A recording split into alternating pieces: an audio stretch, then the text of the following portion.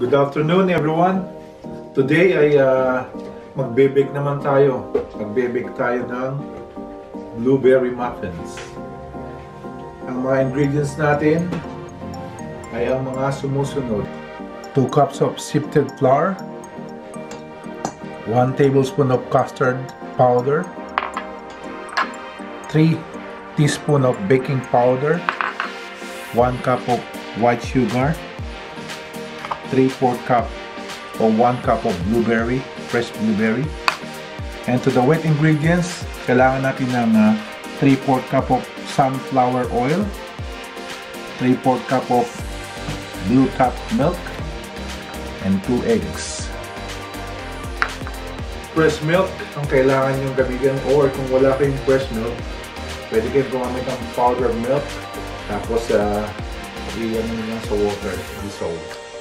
Basta 3/4 ang gamit niya, 3/4 cups. So combine all together the dry ingredients including the blueberries. Mix mo lang all together, mix until well combined, and then put it aside.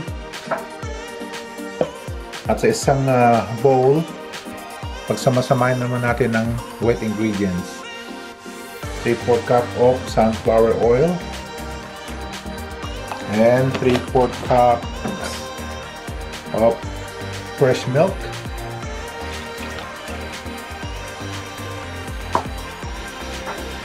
two eggs,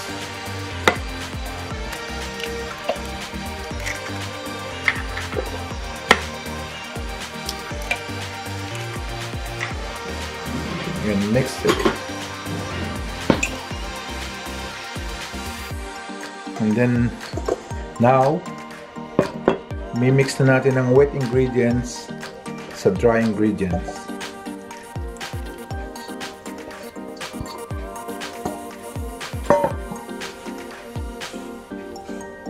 Until well combined, hanggang sa mag-mix all together. Wala na siyang lumps. Mix lang natin ng spatula. With care, kasi para hindi mo madurog ang blueberry.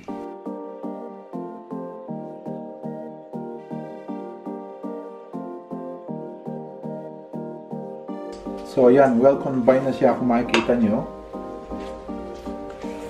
Ilalagay natin siya sa muffin tray.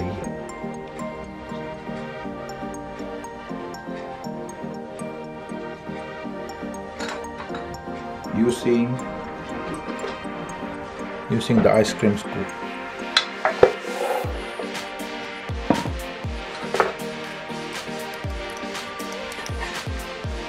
Mga half full lang kasi magra-rise yan eh.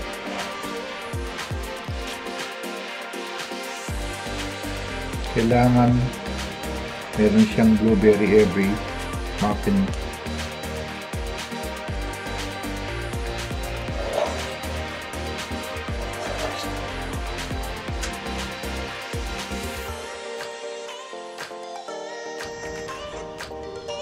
So ngayon, i-bake natin siya sa preheated oven.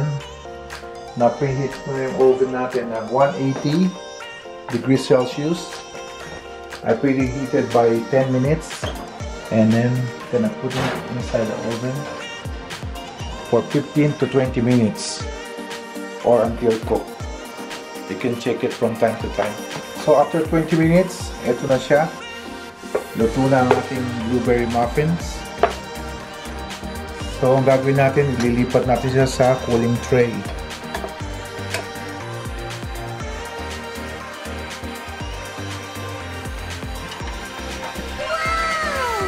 So, ito na ang finished product ng ating blueberry muffin.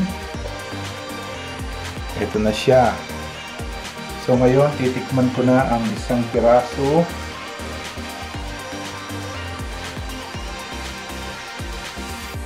Masarap! Subukan nyo na.